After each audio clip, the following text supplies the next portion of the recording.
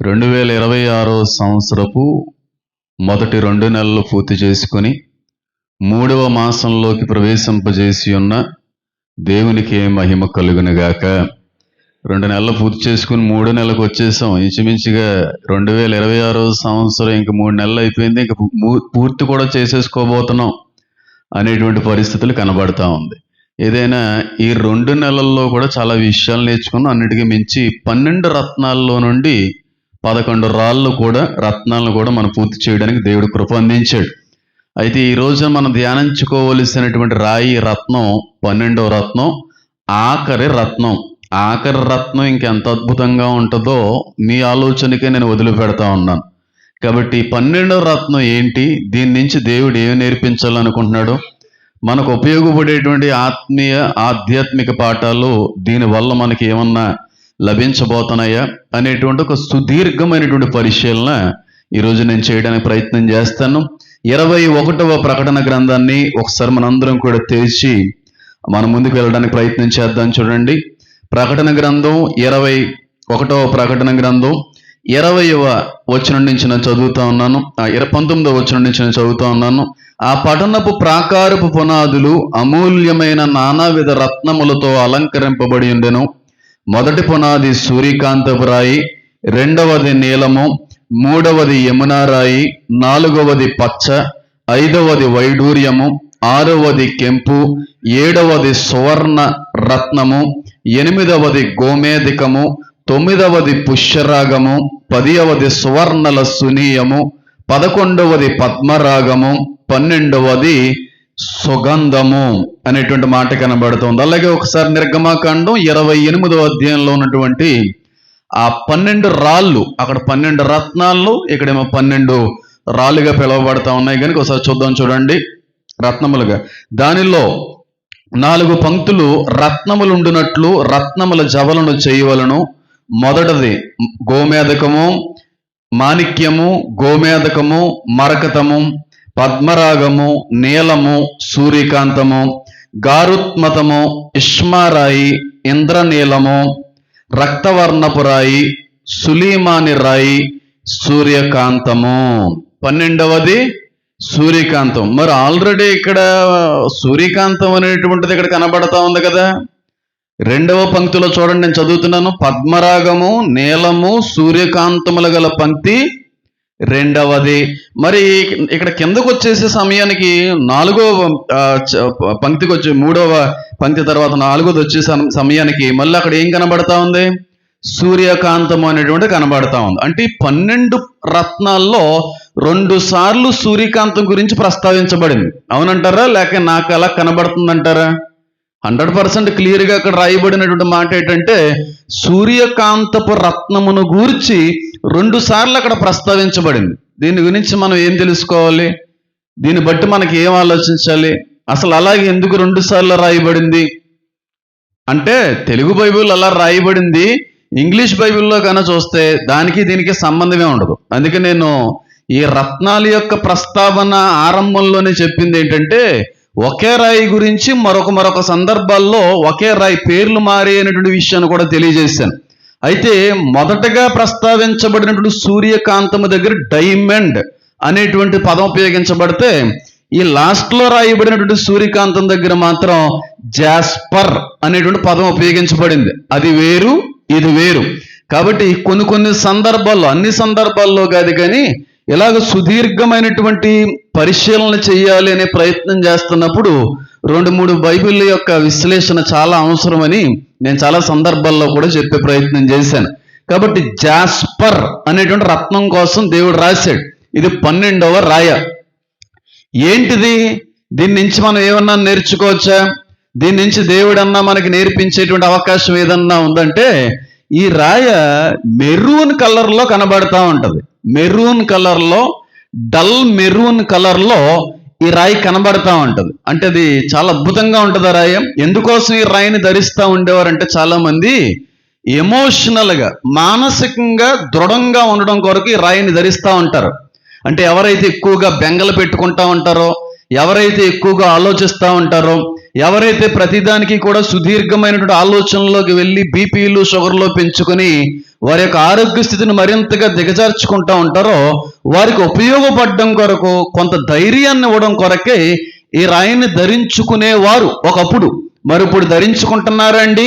ఎందుకు ధరించుకోరండి? బ్రహ్మాండంగా ఈనాటికి కూడా ధరించుకునేటువంటి వాళ్ళు చాలా మంది కనబడుతూ ఉన్నారు. ఒకరిద్దరు కాదు, చాలా మంది కనబడుతూ ఉన్నారు.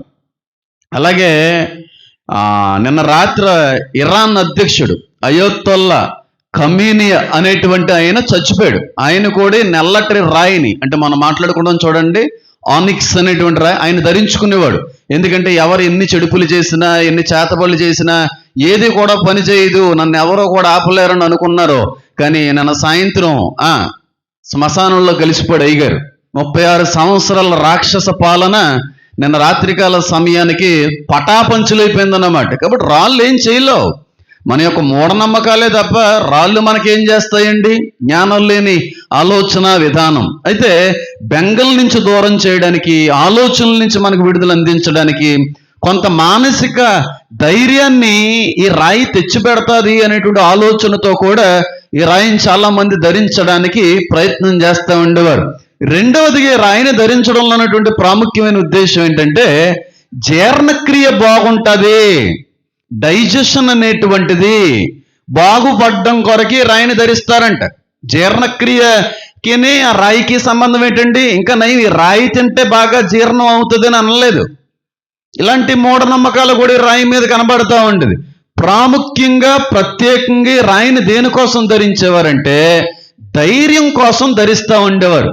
ఆత్మస్థైర్యాన్ని కోల్పోకుండా, ఆత్మస్థైర్యాన్ని, ఆత్మవిశ్వాసాన్ని, మనోధైర్యాన్ని నిరంతరం కూడా కలిగి ఉండడానికి ఎప్పుడు కూడా రాయిని ధరిస్తూ ఉండేవారు. అందుకే పూర్వకాలం యుద్ధాలు జరిగే సమయంలో దీన్ని ఎక్కువగా దేనికోసం వాడేవారంటే ఛాతి భాగంలో ఆమ్లెట్ లాగా, ఆమ్లెట్ అంటే కోడిగుడ్డు ఆమ్లెట్ కాదు, ఆమ్లెట్ అంటే అదొక అస్త్రం అన్నమాట, దానిలో వాడేవారు. ఎందుకంటే ఎక్కడ కూడా శత్రువులకు భయపడకుండా మంచి ధైర్యాన్ని ఇస్తుంది అనేటువంటి ఉద్దేశంతో దీన్ని బ్రెస్ట్ ప్లేట్లో కూడా వాడుతూ ఉండేవారు అన్నమాట.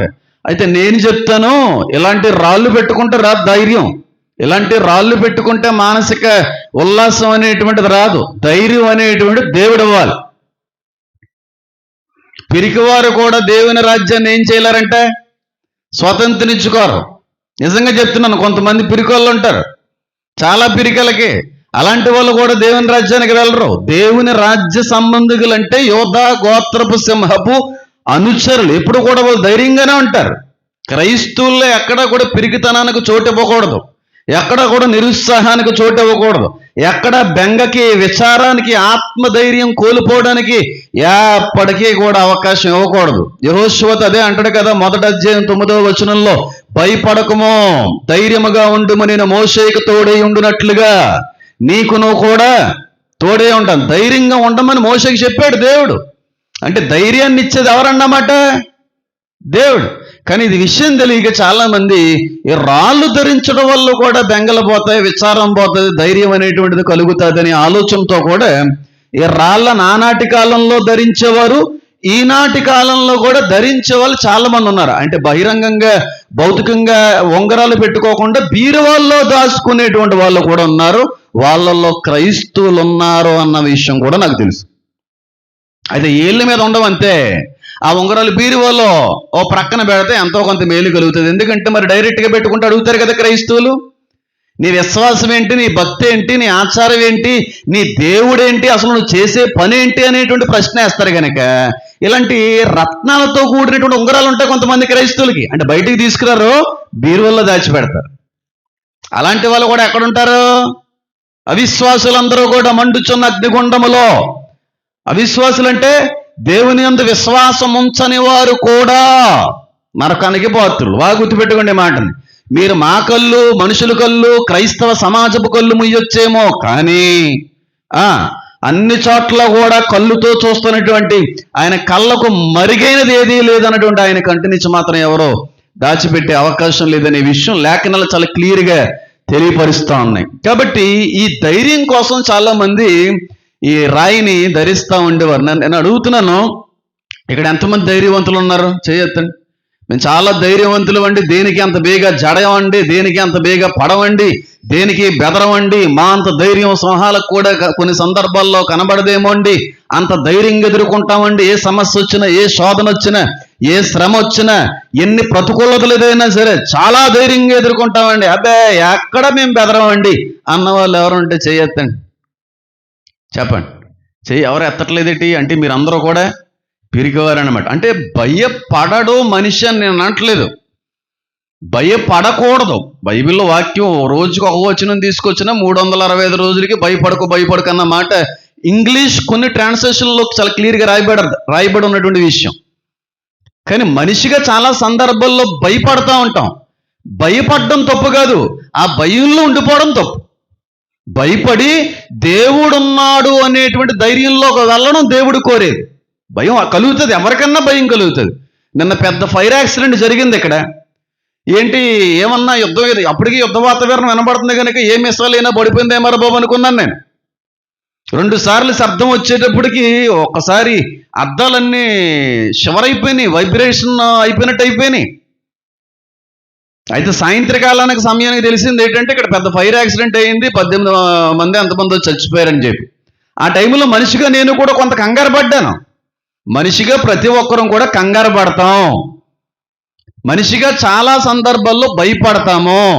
కానీ దేవుని యందు విశ్వాసం ఉంచుకున్న వాడు భయపడి భయంలో ఉండిపోడు, కానీ దేవుడున్నాడు అనే ధైర్యంలోకి వెళ్తాడు. ఇది కావలసింది దేవుడికి.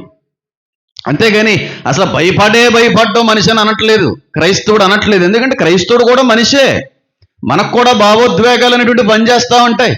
అందరూ తినేటువంటి ఆహారమే మనం కూడా భుజిస్తూ ఉన్నాం కనుక రక్తచీములు కూడా ప్రవహిస్తున్నాయి కనుక ఆటోమేటిక్గా దేవుడు పెట్టినటువంటి వాటిల్లో కొన్ని అవి. కాబట్టి కొంతమంది అని అనకూడదు, ఎందుకంటే ఇక్కడ ఎంతమంది ఉన్నారో చెయ్యెత్తండి అంటే ఒకడు కూడా ఎత్తట్లేదు. నేను ధైర్యవంతుడండి అని చెప్పి ధైర్యంగా చెయ్యి ఎత్తగలిగేటువంటి వ్యక్తి ఒక్కడు కూడా లేడా? ఆ ప్రకటన గ్రంథం 5వ అధ్యాయంలో ఉన్నట్టుగా ఈ గ్రంథం విప్పుటకు యోగ్యుడైన వాడు ఒక్కడైనా ఉన్నాడా అని అంటే ఎవరో కూడా మాట్లాడట్లేదంట. అలాగే ఇక్కడ సంఘం మాట్లాడట్లేదు ఏమీ కూడా. ఒక్కడు లేడా? ఒక్కడు కూడా ధైర్యవంతులు లేడా? మళ్ళీ అడుగుతున్నాను, ఒక్క ధైర్యవంతుడు కూడా లేడా? ఉన్నామండి అన్న వాళ్ళు చెయ్యొద్దండి. కష్టమే ఏంటి, చిన్న విషయాలకి పెద్ద విషయాలకి. ఏదన్నా కొంచెం బీపీ పెరిగితే, షుగర్ పెరిగితే డాక్టర్ గారు జాగ్రత్తగా ఉండమ్మా అని అంటే, కిడ్నీలో స్టోన్స్ ఉన్నట్టుగా మాకు అనిపిస్తుందనంటే, ఊపిరి సరిగ్గా పీల్చుకోవడం కష్టమైతే, ఉదయం లేవడంతోనే ఏ గ్యాస్ట్రిక్ నొప్పో ఇక్కడి నుంచి ఇలా ఎడం చేతికి వచ్చేస్తే వెంటనే మనకి ఏం గుర్తొచ్చేస్తారు? దేవుడే. అయ్యి బాబాయ్ ప్రాణం పోయి ఇలా ఉందండి. అదంటే చిన్నదానికి పెద్దదానికి భయమే, చిన్నదానికి పెద్దదానికి భయమే. కానీ కొంతమంది రీసెంట్గా కొంతమంది వైద్య నిపుణులు చేసినటువంటి పరిశోధనలో పరీక్షల్లో తేలిన విషయం ఏంటంటే 100లో 85 మంది ఎందుకు ఆరోగ్యరీత్యా క్షీణించిపోతున్నారో, బలహీనపడిపోతున్నారు, ఎందుకు 100లో 85 మంది రోజు రోజుకి ఆరోగ్యరీత్యా బాగా దిగజారిపోతున్నారు అనేటువంటి ఒక కార్యక్రమాన్ని చేపడితే వాళ్ళు తేల్చి చెప్పినటువంటి విషయం ఏంటంటే 100లో 85 మంది జరిగిపోయిన దానికోసం, జరగబోయే దానికోసం ఆలోచించే చాలా వరకు ఆరోగ్యాలు పోగొట్టుకుంటున్నారంట. మళ్ళీ చెప్తున్నాను చూడండి, 100లో 85% మందికి వచ్చేటువంటి రోగాలు కావచ్చు, మానసిక ఒత్తిడి కావచ్చు, మానసిక రుగ్మతికి కారణం ఏంటంటే జరిగిపోయిన దాన్ని, జరగబోయే దాని గురించి ఆలోచించే చాలా మంది ఆరోగ్యాలు పాడైపోతున్నాయని చెప్పి కొన్ని శాస్త్రవేత్తల యొక్క బృందాలు బయటపెట్టినాయి. కాదంటారా? వాక్యం ఏం సెలవిస్తా ఉంది? మునుపటి వాటిని జ్ఞాపకము చేసుకొనకుడి అని అయిపోయిన వాటి గురించి ఆలోచించొద్దు అంటుంది బైబిల్. మరి జరగవలసిన వాటి గురించి ఆలోచించమంటుందా? లేదు. రేపటిని గూర్చి ఆలోచించకుడి, ఏ దినమున ఏది సంభవించునో అంటే దేవుడు జరిగిపోయిన వాటి గురించి, జరగబోయేటువంటి వాటి గురించి కూడా మాట్లాడొద్దు, ఆలోచించొద్దు అన్నాడు. ఎక్కడో డాక్టర్ల దగ్గరికి వెళ్ళక్కర్లేదు, బైబిల్ గ్రంథమే పెద్ద డాక్టరు. అయిపోయినాయి సంవత్సరాలు అయిపోయి జరిగిపోయి ఇంక దశాబ్దాలు కూడా పూర్తి అయిపోతుంటుంది. అయిపోయిన వాటి కోసం ఎప్పటికే ఆలోచిస్తుంటారు కొంతమంది. అయ్యి బాబోయ్ 50 రూపాయలకు వచ్చిందండి ఆ సెంటు భూమి. ఆ రోజుల్లో 50 రూపాయలకు కొనలేదండి, 50 రూపాయలకు కొనలేదండి, 50 రూపాయలకు కొనలేదండి. ఇప్పటికి 50 సంవత్సరాలు అయిపోయిందండి అది అయిపోయి. ఇప్పుడు ఎన్ని ఎత్తాడా, ఒక 50కి ఒక 500 వడ్డీ వేసి ఏమన్నా. మరి ఇంకెందుకు అయిపోయినట్టు కోసం ఎందుకు అలా ఆలోచించడం? కొంతమంది జరగవలసిన వాటి గురించి ఆలోచిస్తూ ఉంటారు. ఆలోచించి జరగవలసిన వాటి గురించి ఎప్పుడంటే, ఇంతకే నేను దేవుని రాజ్యానికి వెళ్ళే స్థితిలో ఉన్నానా లేదని ఆలోచించడం తప్పేం లేదు. కాలగతులన్నీ కూడా ఆయన వశం అని ఉంది. ఏం జరుగుతుందో ఆయనకి తెలుసు. కానీ మనం జరిగిపోయిన దాని గురించి, జరగవలసిన దాని గురించి ఉన్న సమయంలో ఎక్కువ ఆలోచించి చాలా ఆరోగ్యాలు పోగొట్టుకుంటున్నారు అనేటువంటి విషయం వైద్యులు తెలియపరుస్తూ ఉన్నారు.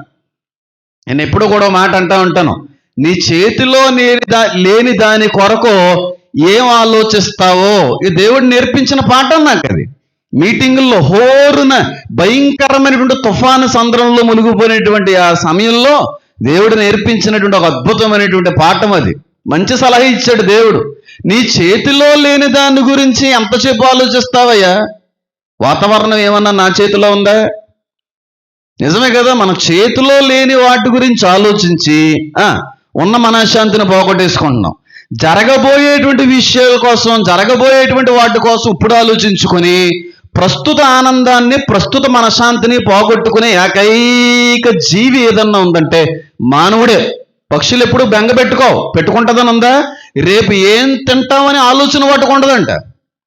ఏ దినముకు కావలసిన ఆహారం ఆ దినాన్ని దేవుడు సేకరిస్తున్నాడు, సమకూరుస్తున్నాడని ఉంది. ప్రపంచంలో ఉన్న అన్ని జీవులు బెంగంటే తెలియదు, వాటికి రేపు ఏం జరుగుతుందంటే తెలీదు.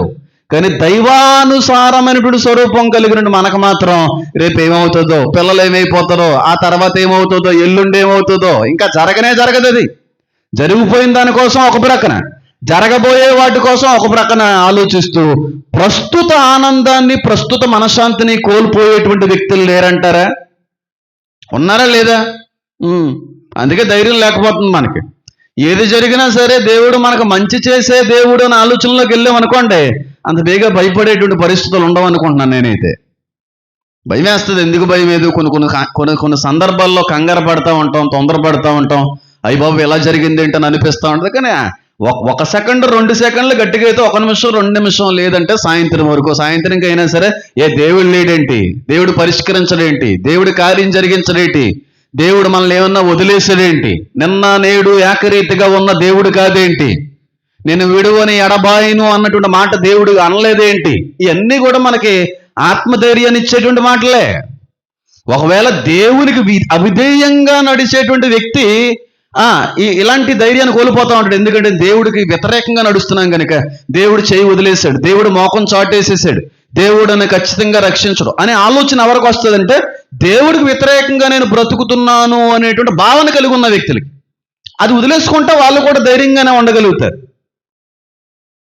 ఎంతమందికి అర్థమైంది నేను చెప్పేది? దేవునికి అవిధేయంగా నడిచి బ్రతికి బాగుపడిన వాడంటూ చరిత్రలోనే కాదు బైబిల్లో కూడా ఒక్కడు కూడా లేడు. మళ్ళీ చెప్తున్నాను, దేవుడు వద్దన్న పనిని చేసి దేవుడికి అవిధేయంగా బ్రతికి బాగుపడిన వాడు చరిత్రలో ఒక్కడు. వాళ్ళ దేవుడు కూడా కాపాడు. ఎందుకంటే నేను వద్దన్న పని చేసుకుని వెళ్తున్నా కాబట్టి నీకు ఏదొచ్చు నువ్వు చేసుకో అంటాడు ఆయన. ధైర్యం అనేది దేవుడు ఇవ్వాలి. రీసెంట్గా ట్రంప్ గారి మీద ఒక అటాక్ జరిగింది. చార్లీ కర్క్ అనేటువంటి వ్యక్తి చనిపోకముందు అటాక్ జరిగింది. అంటే ప్రెసిడెంట్ ఎలక్షన్స్ పోటీ చేసే సమయంలో చాలా దగ్గర నుంచే రైఫిల్తో ఆయన ఏం చేసి కొట్టేపోయారు.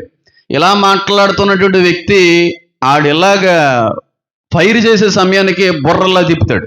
ఎప్పుడైతే బుర్రలా తిప్పుతాడో ఇలా దిగిపోవలసినటువంటి బుల్లెట్ చెవుని రాసుకుంటూ గీసుకుంటూ వెళ్ళిపోతుంది. టపటప రక్తం బొట్లన్నీ కూడా కింద పడిపోవడం, కాళ్ళంతా కూడా బొటన వేల మీద రక్తం పడడం, అంతా కూడా నేను శర్మని ఇచ్చాను, ప్రసంగం ఇచ్చేసాను. ఏకంగా నేను ఇంచుమించుగా 2 లక్షల మంది చూశారు ఆ ప్రసంగాన్ని. 2 లక్షల మంది. చాలా వైరల్ అయిపోయింది ఆ రోజుల్లో. 2025 సంవత్సరం అనుకుంటాను. డైరెక్ట్గా రైఫిల్ పెట్టి ఆయన కాల్ చేస్తే ఆ బుర్ర ఆయన తిప్పలేదు. దేవదూత, దేవుని యొక్క సన్నిధి, పరిశుద్ధాత్ముడు అలా ఆ టైంకి అలా తిప్పించాడు అంతే. జస్ట్ ఫ్రాక్షన్ ఆఫ్ సెకండ్స్లో చెవిని రాసుకుంటూ చెవిని తగ్గొట్టుకుంటూ వెళ్ళిపోయింది బుల్లెట్. వెనకాల ఉన్న వాళ్ళు చచ్చిపోయారు. మళ్ళీ ఈయనకి ఏం అవ్వలేదు, కింద పడిపోయాడు, కుప్పకూలిపోయాడు, రక్తం అంతా కూడా కారిపోతా ఉంది. ఒక్కసారి లేచి అక్కడ మీటింగ్ హాజరైనటువంటి వాళ్ళందరినీ చూసి ఆయన పిడుకులు ఎలా బిగించి, ఏం భయపడకండి, ధైర్యంగా మనం ముందుకెళ్దాం అని చెప్పి నిలబడ్డాడు. ఆ ధైర్యం ఎవరు ఇచ్చారంటారు? దేవుడే. నిలబడిన తర్వాత దేవుడి మీద ఆయన విశ్వాసం ఉంచిన తర్వాత ఎలా వెళ్ళిపోతున్నాడు? ఆయన దూసుకుని వెళ్ళిపోతున్నాడు. ఆయన మళ్ళీ మామూలుగా లేదు. ఎవడు నన్ను ఏం చేసేది ఏమీ లేదు, మంది ఎన్ని విధాలుగా వచ్చినా నన్ను ఏమీ చేయలేరు అనే అంత ధైర్యం ఒక వృద్ధాప్య దశలో ఉన్నటువంటి వ్యక్తి. పాత జీవితానికి సంబంధించిన కేసు ఫైల్స్ అన్నీ కూడా విడుదల చేసినా ఎక్కడో కూడా ఆయన చెక్కి చెదరలేదు. దేట్రా మీకు నేను భయపడడం ఏట్రా? భయపడవలసింది ఏదన్నా ఉంటే ఆయనకి భయపడాలి నేను.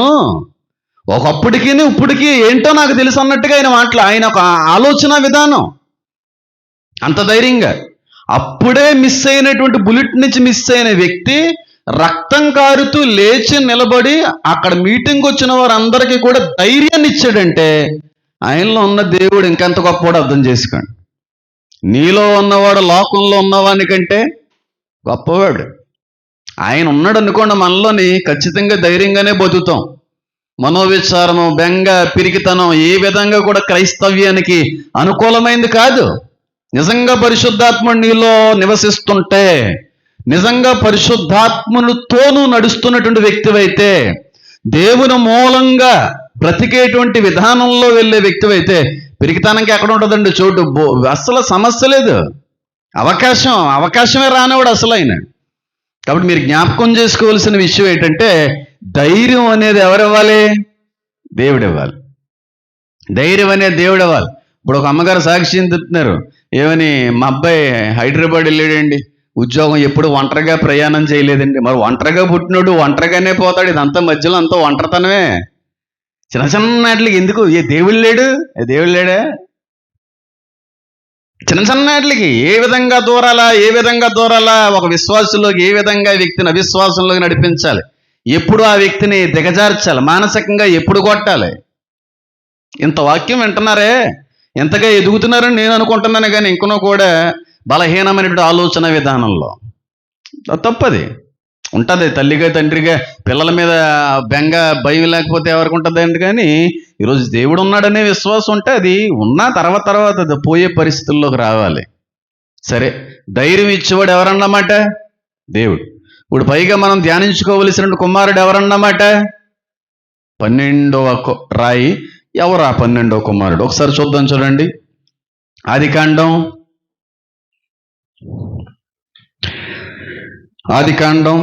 ఎన్నో అధ్యాయం? 30వ అధ్యాయమా? 30వ అధ్యాయంలో ఉంటాడా ఈ 12వ కుమారుడు? అంటే ఇప్పటి వరకు మనం ధ్యానించిందంతా కూడా 30వ అధ్యాయం కదండి. 30వ అధ్యాయంలో కనబడ్డండి. ఈ 12వ కుమారుడు పుట్టింది 35వ అధ్యాయంలో. చూడండి, ఆదికాండం 35వ అధ్యాయము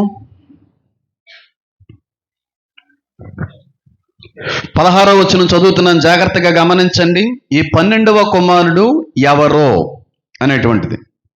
16వ వచనం, ఎఫ్రతాకు వెళ్ళు మార్గములో మరికొంత దూరము ఉన్నప్పుడు రాహేలు ప్రసవించుచు ప్రసవ వేదనతో ప్రయాసపడెను. ఆమె ప్రసవం వలన ప్రయాసపడుచున్నప్పుడు మంత్రసాని ఆమెతో, భయపడకము, ఇదియో నీకు కుమారుడగునని చెప్పెను. ఆమె మృతు పొందెను. ప్రాణము పోచుండగా ఆమె అతని పేరు బెనోని అనెను. అతని తండ్రి అతనికి బెన్యామీను అనే పేరు పెట్టెను. ఇంగ్లీష్లో బెంజమిన్. 12వ కుమారుడు ఎవరికి పుట్టారండి? మళ్ళీ రాహేలు గారికే. కానీ ఇవిడ తొందర, పిల్లలు లేరు, అది లేరు, ఇది లేరు అని చెప్పి తొందరపాటు నిర్ణయాలన్నీ తీసేసుకొని లేనిపోని ఇబ్బందులు ఎన్ని తెచ్చిపెట్టుకుందో. కానీ దేవుడు ఆలస్యమే చేశాడు తప్ప ఎక్కడో కూడా ఆగిపోలేదైన. ఆలస్యం వెనకాల కూడా ఏముంటుందన్నాను గడిచిన దినంలో నేను మేలు దాచి ఉంచుతాడు. ఎలాంటి కుమారులు ఇచ్చాడండి రాహేలు గారికి? Top class. మళ్ళీ మామూలు క్లాస్ కూడా కాదు, టాప్ క్లాస్ కుమారులు. ఒకరేమో యోసేపు, మరొకరేమో బెన్యామిన్. అంత అద్భుతమైన బహుమానం ఇస్తాడు దేవుడు. ఎంత ఆలస్యం అవుతే మనకంత మంచిది. బాగా గుర్తుపెట్టుకోండి. యవనస్తులు కూడా చాలా సందర్భాల్లో ఈ మాట చెప్తూ ఉంటాను, కంగారు పడకండి, అవిశ్వాసంలోకి పడిపోకండి. ఆలస్యం అవుతుందని ఎక్కడ కూడా విచారించకండి అమ్మ. వెనకాల చాలా అద్భుతమైన మేలు దాగుంటది. ఎంత లేట్ అయితే, ఎంత ఆలస్యమైతే దేవుడిచ్చే బహుమానం అంత పెద్దదై ఉంటుంది. అలా అని చెప్పి అందరికీ వర్తించేది కాదు. అంత విశ్వాసం ఆయన మీద ఈ ఆలస్యంలో కూడా నువ్వు ఉంచితేనే ఇలాగో నువ్వు చేసే ప్రయత్నాలన్నీ చేసేస్తాం కాదు. ఈ విశ్వాసం ఆలస్య జీవిత విధానంలో కూడా, ఆ సమయంలో కూడా ఉంటేనే. ఏ క్లాస్ అయిన కుమారుడు మళ్ళీ మామూలు కుమారుడు అండి. ఒకరు యోసేపు అయితే, ఆ యోసేపు గారు ఏ జాతిని నిలబెట్టాడు? ఇజ్రాయేల్ జాతి కాపాడినటువంటి వ్యక్తి. యోసేపు కానీ లేకపోయి ఉండుంటే, యోసేపు కానీ ద్వేషించబడకపోయి ఉండుంటే, ఏసేపు కానీ గుంటలోకి త్రోయబడకపోయి ఉండుంటే, ఏసేపు కానీ అమ్మబడకపోయి ఉండుంటే, ఏసేపు కానీ నింద అనుభవించకపోయి ఉండుంటే, ఏసేపు కానీ చెరసాలలో వెయ్యబడకపోయి ఉండుంటే, యోసేపు ఐగుప్తుకి మంత్రి అవ్వకపోదును. ఒకవేళ మంత్రి అవ్వకపోయి ఉండుంటే ఇశ్రాయేలు జాతికి పరిస్థితులు మరొక రకంగా ఉండును. ఎంత అద్భుతంగా ఉందో చూడండి దేవుని యొక్క కార్యం. కానీ ఈలోగా మనం లేట్ అయిపోతుంది, ఇంకా నయమే, ఇంకా కష్టమే, ఇంకా లేట్ అయితే ఇంకా ప్రమాదం అని ఇష్టం వచ్చినటువంటి ప్రయత్నాలు చేసేసి ఎంత భయంకరమైన నష్టాన్ని ప్రస్తుత జీవితానికే కాదు కానీ వెనక వచ్చే తరానికి కూడా తెచ్చిపెట్టుకునేటువంటి వ్యక్తులు లేరంటారా? తొందరపాటు నిర్ణయాలు చెప్పండి మంచివి కాదు, తొందరపాటు ఆలోచనలు మంచివి కాదు, తొందరపాటు పనులు మంచివి కాదు. దేవుణ్ణి అడగాలి, దేవుని చిత్తాన్ని తెలుసుకోవాలి, దైవ సేవకుల్ని యొక్క ఆలోచన తెలుసుకోవడం మంచిది, కుటుంబ సభ్యుల్ని అడిగి తెలుసుకోవడం మంచిది. ఇవన్నీ కూడా చేయకుండా కొంతమంది తొందరగా, కొంతమంది ఎన్ని సలహాలు ఇచ్చినా సరే కాదని చేసిన వాళ్ళు కూడా ఉన్నారనుకోండి. చెప్తున్నాను నేను, దానివల్ల నష్టపోతాం. కానీ తర్వాత దేవుడు చేసిన కార్యం అనిపించిన తర్వాత చేసిన నష్టం ఎక్కడ పోద్దు? అనుభవించక తప్పదు. ఆ శాపం ఎక్కడికి పోదు కదా, ఆ దోషం ఎక్కడికి పోదు కదా, ఆ ఏడుపు ఎక్కడికి పోదు కదా. ఇలాగా ఇదే రాహేలు ప్రయాణం చేస్తున్నటువంటి ఆ తరుణంలో ఒక కుమారుడిని కన్నది. ఆ కుమారుడి పేరే చెప్పండి, చెప్పాలి గట్టిగా, బెన్యామీను. కన్న తర్వాత బాగుందా? చచ్చిపోయింది. ఖండంతోనే చచ్చిపోయింది. అక్కడ పక్కన మంత్రస్థానం ఉందేటి? ఈవిడేమో యూదురాలు కదా, ఇజ్రాయేల్ జాతికి సంబంధించిన ఆవిడ. మంత్రస్థానం దగ్గరికి ఏమో దేవుడు వెళ్ళొద్దన్నాడు కదా. ఇలాంటి కొన్ని ఆలోచనలు కూడా వస్తాయేమో. దీని గురించి కూడా మాట్లాడదు. ఏం కాదు, ఆ పదాలు అలా రాసుకుని వచ్చారంటే అవతల వాళ్ళు, దాని వెనకాల చాలా సబ్జెక్ట్ ఉంది. సరే, ఆవిడ చచ్చిపోవడం ఏంటి? మన పూర్వీకులు ఎంతమంది చచ్చిపోయి ఉంటారో. ప్రసవ వేదన పడుచు చచ్చిపోయినటువంటి తల్లులు ఎంతమంది ఉన్నారో నాకు తెలిసిన వాళ్ళు చాలా మంది ఉన్నారు. పిల్లలకి అనేటువంటి ఆ సమయంలో ఒక స్త్రీ పడేటువంటి బాధ వేదన మరి ఏ ఒక్క జీవరాశి కూడా పొందుకోబోదంటే. ఎన్నో 300 ఎముకలు ఎన్నో ఒకేసారి ఇరిగిపోతే ఎంత నొప్పి అయితే వస్తుందో అంత నొప్పి ఆ డెలివరీ టైంలో వస్తుందంట ఆడదానికి. అలాంటి ఆడవాళ్ళని పట్టుకుని కొట్టేస్తుంటారు కొంతమంది బుద్ధిహీనులు. అలాంటి నిజంగా ఆడోళ్ళ మీద చేసుకునేవాడు మగోడు అనరు, ఏమంటారు? ఆడంగోడు అంటారు. నిజంగా చెప్తున్నాను, ఆడల మీద చేసుకోవడం ఏంటండి? దరిద్రం కాకపోతే, చిరాకు కాకపోతే. ఆడవాళ్ళని తిట్టడం ఏంటండి? ఎంత బలహీనండి వాళ్ళు ఏమన్నా ప్రత్యేకంగా సృజించబడినటువంటి వాళ్ళు ఏమన్నానే కాదే. ప్రకట ఎముకలో నుంచి తీయబడినటువంటి బలహీనలలో, చాలా మానసికంగాను ఆలోచన విధానాల్లోనూ అన్నిటిలో కూడా చాలా సెన్సిటివ్ మైండెడ్ వాళ్ళు. అందుకే మీ భార్యలను ఏం చేయకుండా ఉంది, నిష్ఠుర పెట్టకండి. వెరీ సెన్సిటివ్ మైండెడ్ వాళ్ళు. చిన్న మాటను కూడా తీసుకోలేనటువంటి పరిస్థితులు. కానీ ఆడదాని యొక్క జన్మ ఎంత విలువైనదనే దాని గురించి మాట్లాడటం కంటే కూడా ఆ వేదన మాత్రం పురుషుడు మగవాడి జీవితంలో ఎప్పుడో కూడా పొందుకోడేమో. కొన్ని లక్షల కోట్ల మంది ప్రసవ వేదన పడుచు చచ్చిపోయినటువంటి తల్లులు లేకపోలేదు. అలా చచ్చిపోయింది ఎవరో? రాహేలు. ఇలా కన్నదే, కొడుకుని చూసుకుందే, కొడుకుని చూసుకోవడంతోనే ఓవర్ బ్లీడింగ్ అయిందనుకుంటాను, చనిపోయింది ఆవిడ. ఆ సమయంలో పెట్టింది పేరు బెనోయి. ఏంటి చెప్పాలి? బెనోయి. అప్పుడు వాళ్ళ భర్త గారు ఏం చేశారంటే, బెనోయి ఏంటి? బెనోయి కాదు, బెన్యామీను. బెనోయి అనగా బెన్ అనగా కుమారుడు, ఓయి అనగా శోకసంద్రం, దుఃఖం. బెన్యామీను అనగా బెన్ అనగా కుమారుడు, యమీన్ అనగా కుడి చేతి కుమారుడు అని అర్థం. బెన్యామీను అనగా కుడి చేతి కుమారుడు, బెనోయి అనగా దుఃఖంతో కూడినటువంటి కుమారుడు అని అర్థం. మా నాన్నగారి పేరు కూడా బెన్యామీనే తాతయ్య గారు పెట్టారు. ఈ విషయం రాధా మనోహర్ దాస్ గారి తెలియక ఆ హేమనల్ నాన్నగారి పేరు కూడా వెంకటేశ్వర్లు ఏదా అండి అంటున్నాడు ఆయన. అక్కడక్కడ ఛానల్కి వెళ్ళాడు పంపిస్తూ ఉంటారు, చూడండి సార్ మీరు మాట్లాడాలి అక్కడికి వచ్చి, నాకు అంత అవకాశం నాకు అంత అవసరం లేదని అంటే అన్నామండి. ఆయనకి ఏం తెలియదు పాపం మా కోసం. హేమలాల్ నాన్నగారి పేరు కూడా అలా హేమలను అడుగుదు, వాళ్ళ నాన్న పేరు కూడా వెంకటేశ్వర్లు ఏదో నీకు చెప్పాడా మా నాన్నగారు వచ్చి నీ దగ్గరికి రాధా మనోహర్ దాస్ గారు? మా నాన్నగారి పేరు బెన్యామీన్ అండి బాబు, బెన్యామీన్. ఆయన పేరు రక్షించబడిన తర్వాత మా తాతయ్య గారు సొంత మామయ్య గారు ఆయనకి పేరు పెట్టారు. చాలా మంది తెలియదు. నా పేరు కూడా ఏదో చెప్పుకుని వచ్చాడు. వాస్తవానికి ఇక్కడ యాకోబు ఎలాగైతే బెనోయికి పేరు మార్చాడో నా తల్లి కూడా నాకు అలాగే పేరు మార్చింది. ఇక్కడ ఉన్న ఏ ఒక్కరికి తెలియదు ఈ విషయం. జీవితంలో మొట్టమొదటిసారి ఇది బయటికి పంచుకుంటున్నాను, ఎవరికి తెలియదు. నన్ను కట్టుకున్నటువంటి వ్యక్తికి కూడా తెలియదు ఈ విషయం. మా నాన్నగారి యొక్క తండ్రి గారు నాకు పెట్టిన పేరేంటో తెలుసా?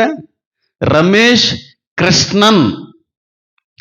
అలాంటి పేర్లు పెడతాను నేను ఒప్పుకోను. అదేం పేరు అది?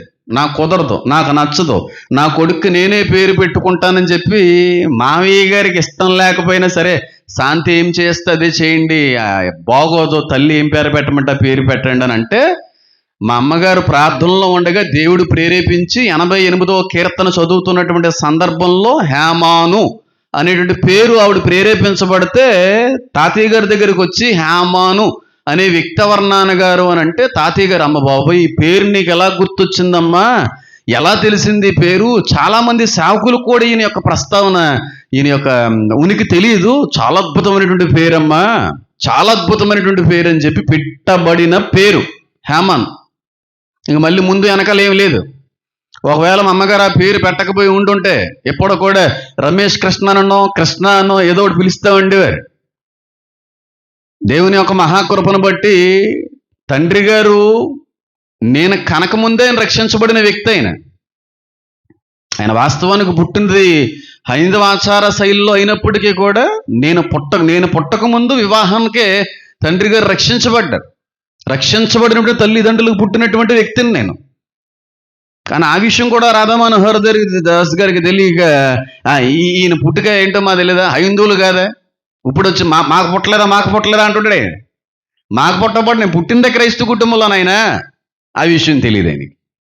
అంటే ఏదో కోపంగా ఏం మాట్లాడలేదు కానీ మా తాతయ్య గారితో, ఏమండి ఇలాగ నాకు ఈ పేరు అనుకున్నానండి, ఏమనుకోద్దంటే, తాతయ్య గారు నాన్నగారు వాళ్ళ తల్లిదండ్రులు కూడా చాలా మంచివాళ్ళు కనుక అయ్యి బాబా అలా ఏముందమ్మా నువ్వేదంటే తల్లి చాలా బాగుంది పేరు కూడా అని చెప్పి చివరికాళ్ళు కడ ఊపిరి విడిచిపెట్టేంత వరకు కూడా ఆ పేరుతో నన్ను పిలిచేవారు నానమ్మ గారు తాతయ్య గారు కూడా, హేమాన్. అలాగా రాహేల్ ఇక్కడ పెట్టినటువంటి పేరును మార్చేశాడు. ఎవరో భర్త గారు.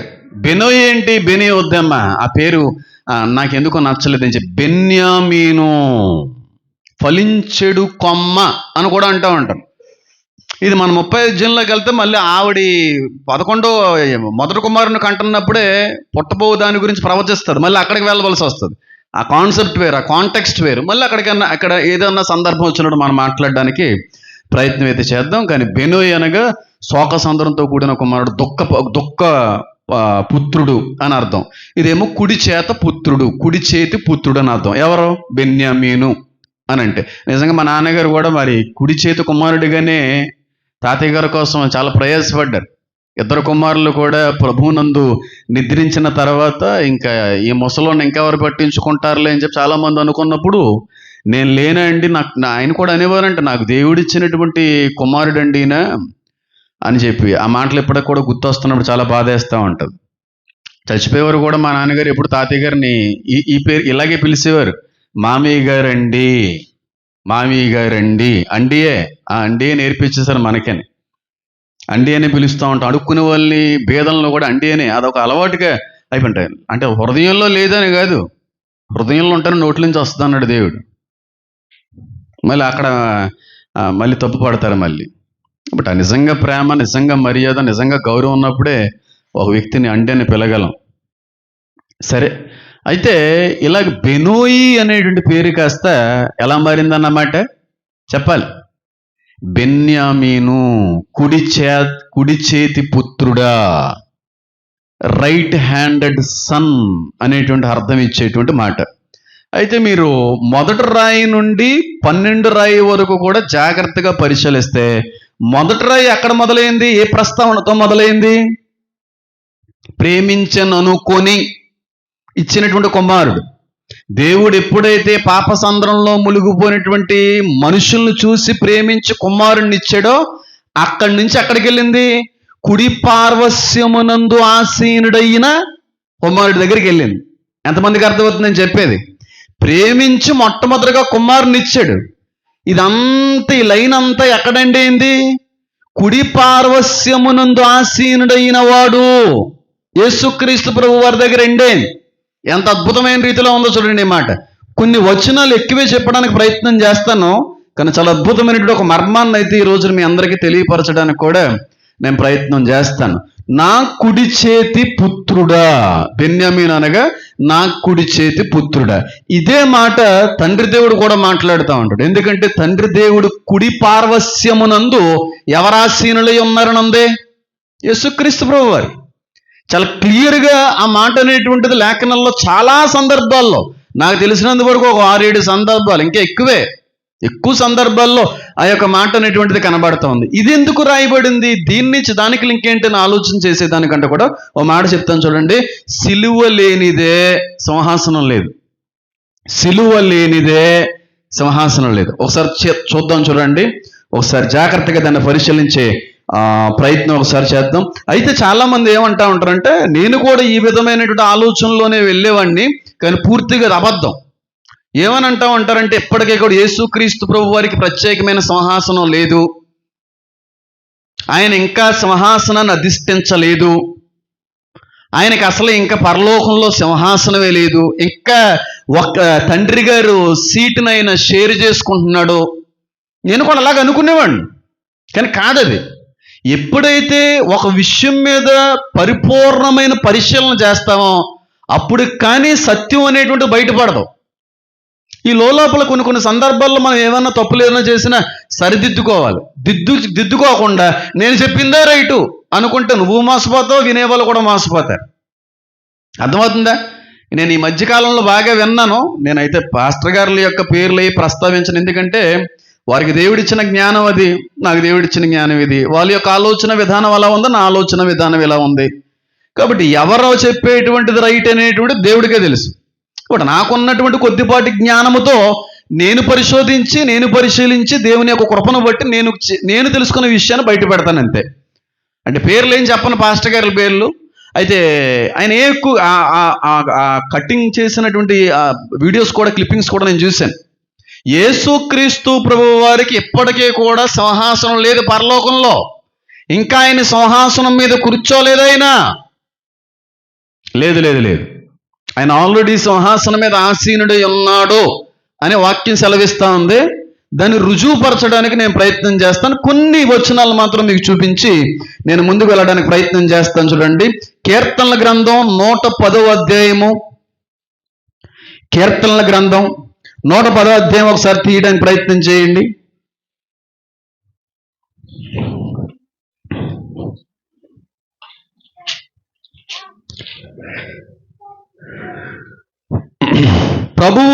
నా ప్రభువుతో సెలవిచ్చిన వాక్కు, నేను నీ శత్రువులను నీ పాదములకు పీఠముగా చెయ్యి వరకు నా కుడి పార్వస్యమున ఏం చెయ్యి.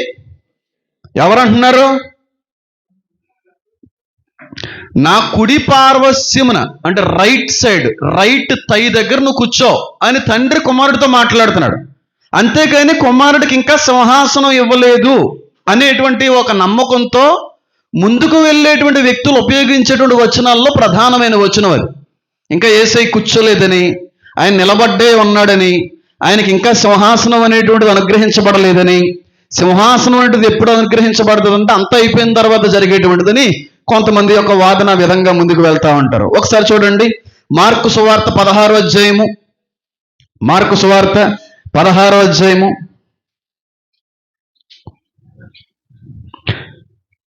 19వ వచనం. ఇలాగూ ప్రభువైన యేసు వారితో మాట్లాడిన తర్వాత పరలోకమునకు చేర్చుకొనబడి దేవుడు కుడి పార్వశ్యమున ఏమై ఉన్నాడు? ఇక్కడ కూడా ఆయన తండ్రి గారి యొక్క సీటునే షేర్ చేసుకున్నాడు, రైట్ సైడ్ కూర్చున్నట్టుగా మనకు అక్కడ కనబడతా ఉంది. అలాగే అపోస్తుల కార్యం ఒకసారి తెద్దాం చూడండి. అపోస్తుల కార్యం 7వ అధ్యాయము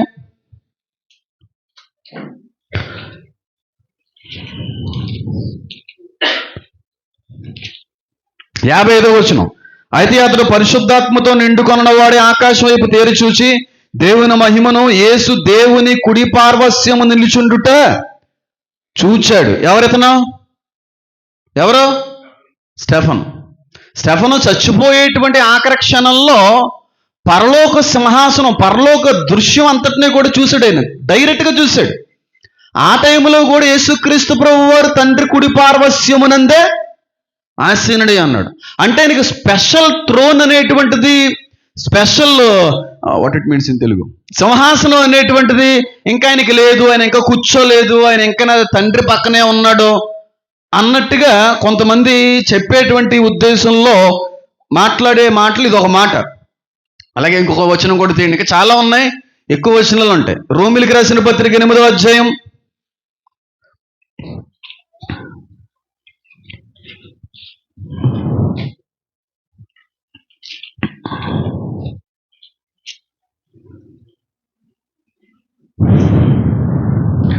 34వ వచనం. శిక్ష విధించిన వాడెవడు? చనిపోయిన క్రీస్తు యేసే. అంతేకాదు మృతుల్లో నుండి లేచిన వాడును, దేవుని కుడి పార్వశ్యమున ఉన్నవాడును, మన కొరకు విజ్ఞాపన కూడా చెయ్యువాడును ఆయనే. ఇక్కడ కూడా ఏం కనబడుతుంది?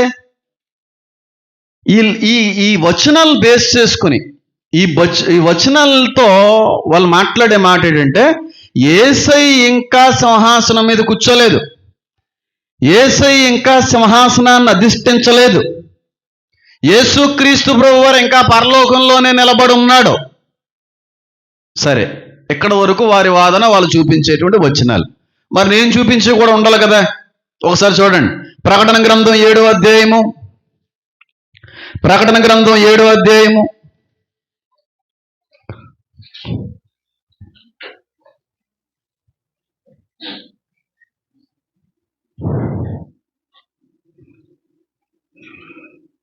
'దీనికంటే ముందు 3వ అధ్యాయంలో ఉన్నమాట చూపిస్తున్నానండి. అప్పుడు దీనిలోకి వెళ్తే బాగా కనబడుతుంది. ప్రకటన గ్రంథం 3వ అధ్యాయము 21వ వచనం. నేను జయించి నా తండ్రితో కూడా ఆయన సింహాసనం ముందు కూర్చుండున్న ప్రకారము జయించు అని నాతో కూడా సింహాసనం ముందు కూర్చుండనిచ్చేదను. నేను కూర్చున్నాను అంటున్నాడా, ఇంకా కూర్చోలేదు అంటున్నాడా? నేను జయించి తండ్రితో కూడా సింహాసనమునందు కూర్చి ఉన్న ప్రకారం, నేను అలాగైతే జయించి, లోకాన్ని జయించి, మరణాన్ని జయించి తండ్రి ప్రక్కన నేను కూర్చున్నానో, నేను కూర్చున్న ప్రకారమే మిమ్మల్ని కూడా కూర్చోబెడతాను అంటున్నాడు. ఆయన కూర్చోబెడతాను అంటున్నాడా లేదా? కూర్చోలేదంటున్నాడా? కూర్చున్నాను అంటున్నాడా? కూర్చున్నాడు. ఒకసారి 7వ అధ్యాయం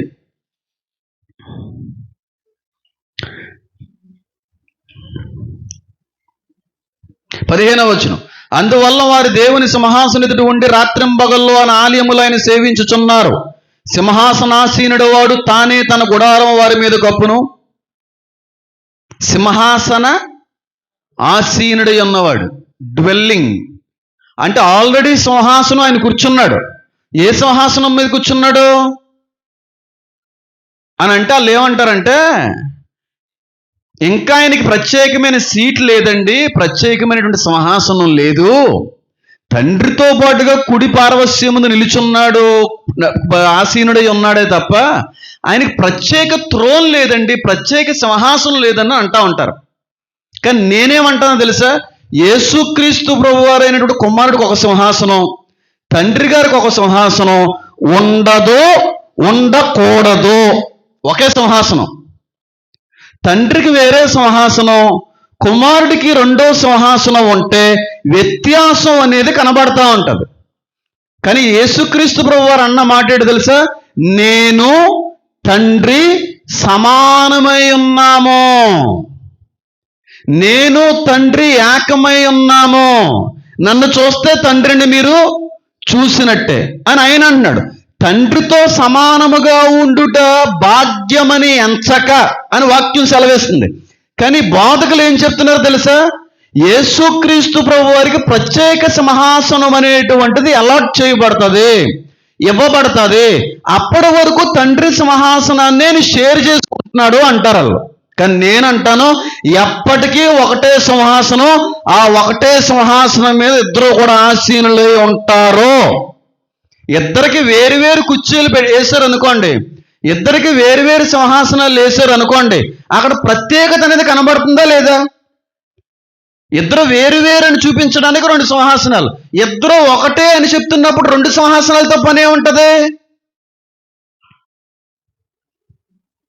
ఎంతమందికి అర్థమవుతుంది? ఇప్పుడు యేసుక్రీస్తు ప్రభు వారికి ప్రక్కన ఇంకో కుర్చీ వేశారు అనుకోండి, ఇద్దరు వేరు వేరు అవుతారు, ఇద్దరు సమానం కారు. పరలోకంలో ఈనాటికి ఒకే సింహాసనం మీద ఇద్దరు ఎలాగైతే ఆసీనులై ఉన్నారో, నూతన యెరూషలేము సమయంలో కూడా ఇద్దరు ఒకే సింహాసనం మీద ఉంటారు.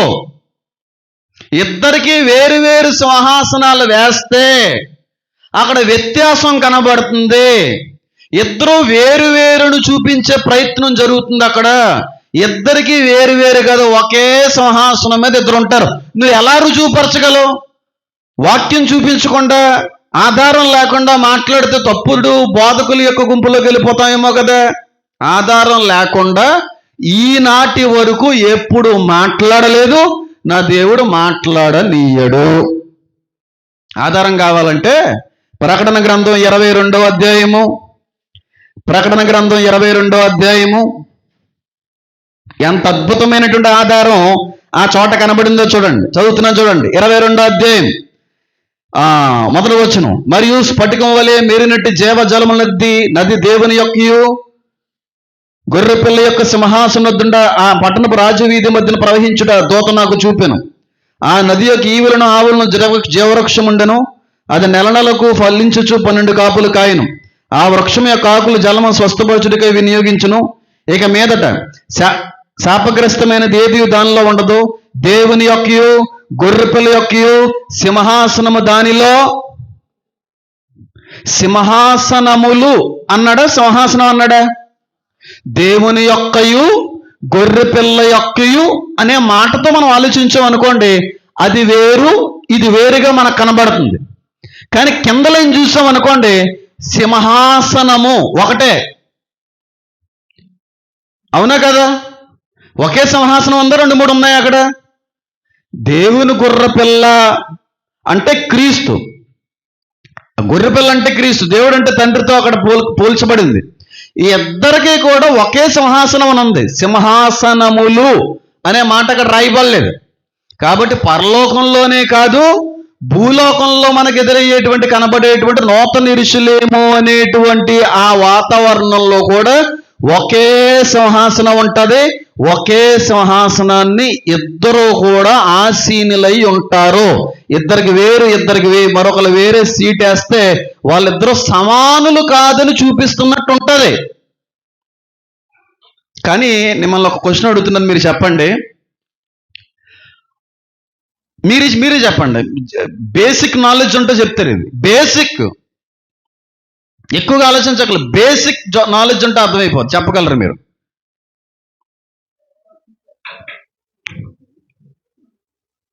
మన దేశ ప్రధాని నరేంద్ర మోడీ గారండి.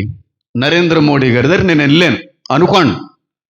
వెళ్తే ఆయన పక్కన నాకు కుర్చీ వేసి కూర్చోబెట్టారు. కూర్చోండి పాస్టర్ గారు వచ్చారని చెప్పి కూర్చోబెట్టారు. సూపరా కదా? నరేంద్ర మోడీ గారి పక్కన కూర్చోవడం అంటే చిన్న విషయమా? భారతదేశం యొక్క ప్రధాని ప్రక్కన మనం కూర్చోవడం అంటే చిన్న విషయం. ఎంత గౌరవం అది, ఎంత మర్యాద అది, చాలా గొప్ప విషయం. ఇప్పుడు రెండో లైన్ చెప్తాను చూడండి. నేను వెళ్ళిన తర్వాత నరేంద్ర మోడీ గారు కూర్చున్నటువంటి ఆ కుర్చీలో, ఎలా కూర్చో బాబు, నా రైట్ తోడ మీద కూర్చో అని కూర్చోబెట్టుకున్నాడు. ఇది ఎలా ఉంటుంది? ఏది ఎక్కువ గౌరవం, ఏది ఎక్కువ మర్యాద? పక్కన కుర్చీ వేస్తే మర్యాద, డైరెక్ట్గా కుడి పార్వస్యమునందు కుడి తొడ మీద కూర్చోబెట్టుకుంటే అది గౌరవం. బేసిక్ అది. ఆయన చేసిన కార్యం, కుమారుడు చేసిన కార్యానికి తండ్రి పరవశించిపోతాడండి. సమస్త అధికారం ఇచ్చేస్తాడు కొడుక్కి. అలాంటోడు పక్కన కూర్చోయాడు, ఆయన నాతో పాటు కూర్చో అంటాడు. ఇప్పుడు వరకు ఎలా కూర్చున్నావో ఇక ముందు అలా కూర్చో, ఇది వాక్యం సెలవిస్తుంది. కానీ ఆయనకి సింహాసనం ప్రత్యేకంగా ఉంటుంది. ఫేక్ అది. ఒకవేళ అది నిజమైతే ఇద్దరు సమానం కాదు అనేటువంటి ఆలోచనలోకి వెళ్ళవలసి వస్తుంది. అయితే కొంతమంది నచ్చనోళ్ళు, ఇది కరెక్ట్ కాదు అనేటువంటి ఆలోచనలో ఉన్న వాళ్ళు కొన్ని వచనాలు పట్టుకొని నన్ను అడిగే ప్రమాదం కూడా ఉంది. అడగొచ్చు కూడా, ఇప్పుడు కాకపోయినా రేపైనా అడుగుతారు. మరి దానికి కూడా నేను సమాధానం చెప్పాలి. ఉన్న సమయాన్ని బట్టి చెప్పే ప్రయత్నం చేస్తాను. ఇప్పుడు అంతవరకు ఇంకా బాగా చెప్తాను చూడండి. ఇప్పుడు మా నాన్నగారు, మా తాతయ్య గారు ఇక్కడ కుర్చీలో కూర్చున్నారు, సోఫాలో కూర్చున్నారు.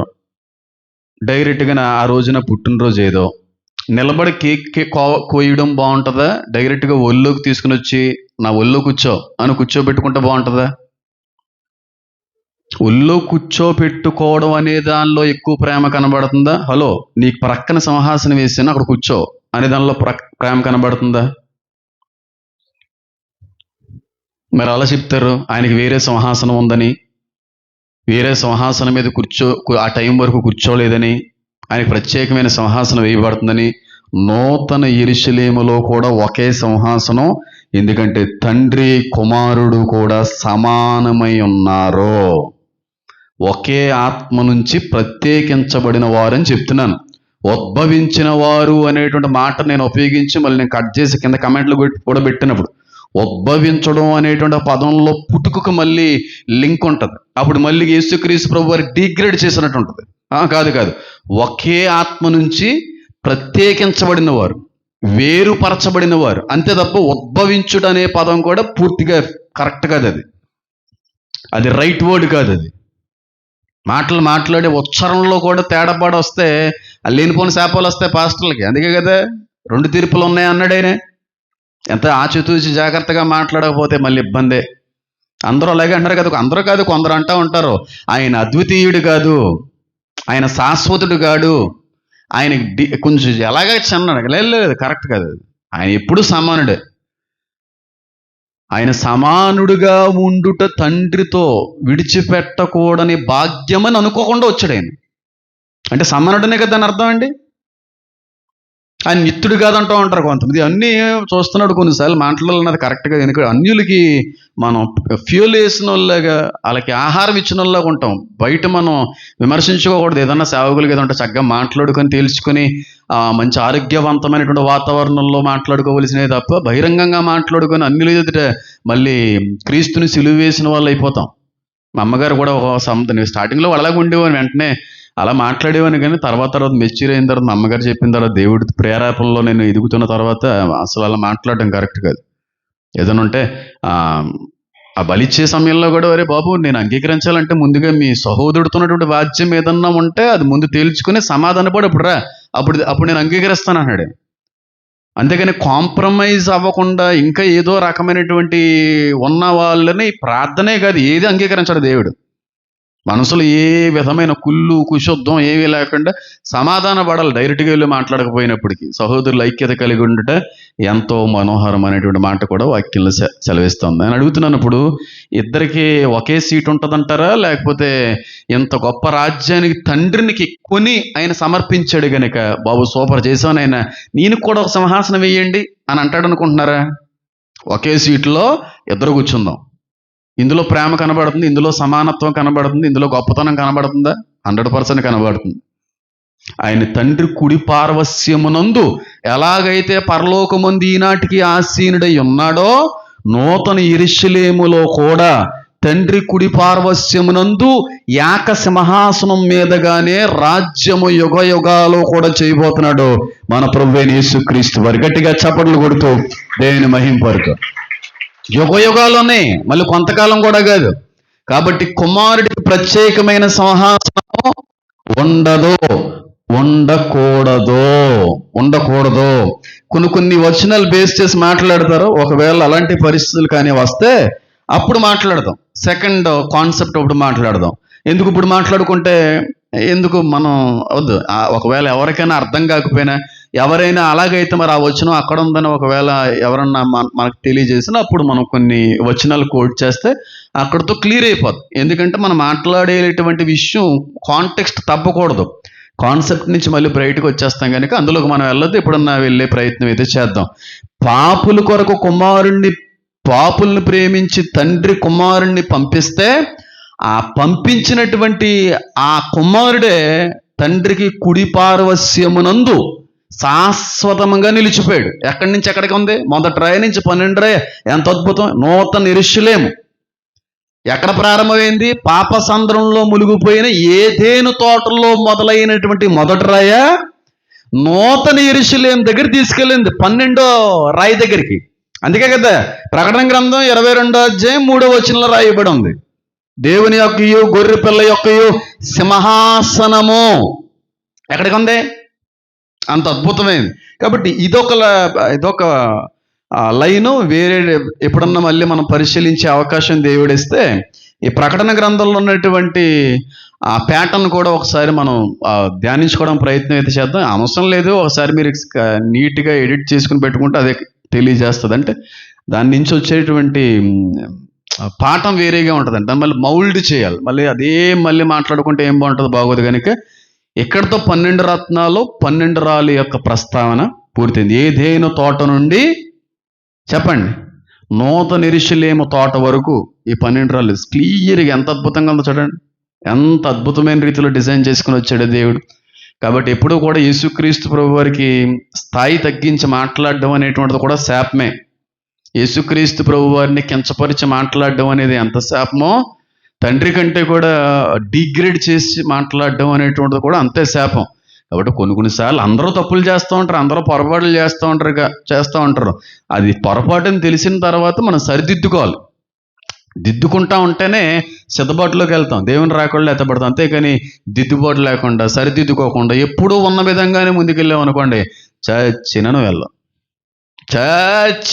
నీకు తెలిసినటువంటి పాపాన్ని కావాలని చేసినంతకాలం జరిగేది కదా. అది ఎప్పటికీ కూడా అసంభవమైనటువంటి విషయం అది. కాబట్టి పొరపాట్లు అనేవి జరిగినా అవి మనం సరిదిద్దుకునేటువంటి విషయంలో అన్నీ కూడా రెక్టిఫై అవ్వాలన్నది నా యొక్క ఉద్దేశం. కాబట్టి తండ్రికి వేరే సింహాసనం, కుమారుడికి వేరే సింహాసనము ఉండకూడదు. ఒకవేళ అలా ఉంటే కుమారుడిని డీగ్రేడ్ చేసినట్టు ఉంటుంది, తండ్రితో సమానుడు కాదన్నట్టుగా చూపించే అవకాశం ఉంది. కాబట్టి ప్రకటన గ్రంథంలో ఉన్నటువంటి వచనాలు ఇంకా చాలా ఉన్నాయి. అవన్నీ నేను కోడ్ చేయను, ఒకవేళ అవసరం అయితే అవి కూడా కోడ్ చేస్తాను. ఇద్దరు ఒకే సింహాసనం మీద కూర్చొని ఉన్నారు. మూల భాషలు కూడా వెళ్ళట్లేదు, మూల భాషలకు వెళ్తే ఇంకా లాంగ్ అవుద్ది. కనుక మీరు ఎంతగా దీవించబడ్డారు 12 రత్నాల నుంచి నాకు తెలియదు, కానీ నేనైతే 12 రత్నాల నుంచి చాలా దీవించబడ్డాను, చాలా దీవించబడ్డాను. తెలియనటువంటి ఎన్నో విషయాలు దేవుడి నుంచి నేను తెలుసుకున్నాను. చాలా ఆత్మీయ మెచ్యూరిటీలోకి నేను వెళ్ళాను. నిజంగా చెప్తున్నా, నేను కూడా నిరంతర విద్యార్థినే దేవుని సముఖంలో. నేనేమేం గొప్పవాడినేం కాదు, మీకు బోధించే ముందు నేర్చుకుని బోధిస్తున్నాను అంతే. ఎందుకంటే నేర్చుకుని వచ్చినోని కాదు కదా, నేను ట్రైనింగ్లు చేసినోని కాదు కదా, ఏ పాస్టర్ గారి వెనకాల తిరిగిన వాడిని అంత మాత్రం కాదు కదా, ఏ పాస్టర్ గారి ప్రసంగాలు వీని నేర్చుకుని రాసుకున్న వ్యక్తిని అంతకంటే కాదు కదా.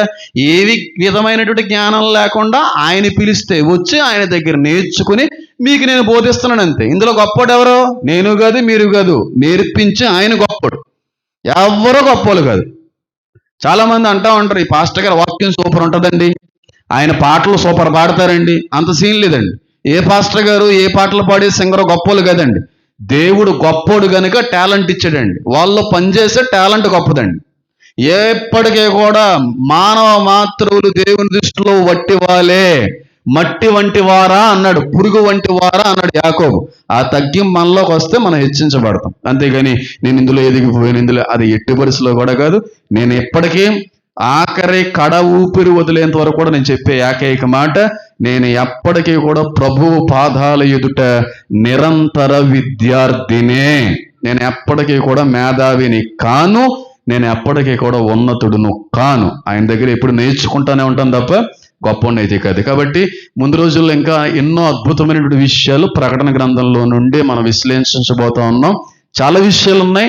ఇంచుమించుగా 2026 కూడా దేవుని రాకడ ఆలస్యమైతే, దేవుడి చిత్తమైతే ఈ సంవత్సరం అంతా కూడా ప్రకటన గ్రంథాన్ని ఇతర గ్రంథాలతో పోల్చి నేను మాట్లాడడానికి ప్రయత్నం చేస్తాను. చాలా అద్భుతమైన విషయాలు నిజంగా నిజంగా నేనైతే ఆనందిస్తున్నాను. 22 అధ్యాయులు 2 సంవత్సరాలు 20 సంవత్సరాలు ధ్యానించవచ్చు. అంత స్టఫ్ ఉన్న గ్రంథం ప్రకటన గ్రంథం.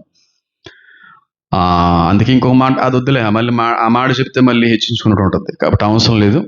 కాబట్టి అనేక మంది దీవించబడ్డారని నమ్ముతూ దేవుని మహింపరుస్తున్నాను. ఇంకా అనేక విషయాలతో ముందు రోజుల్లో వచ్చే ప్రయత్నం చేస్తాను. ప్రార్థన అయితే చేయాల్సిందిగా నేనైతే కోరుకుంటాను. చిన్న ప్రార్థన చేసుకుందాం.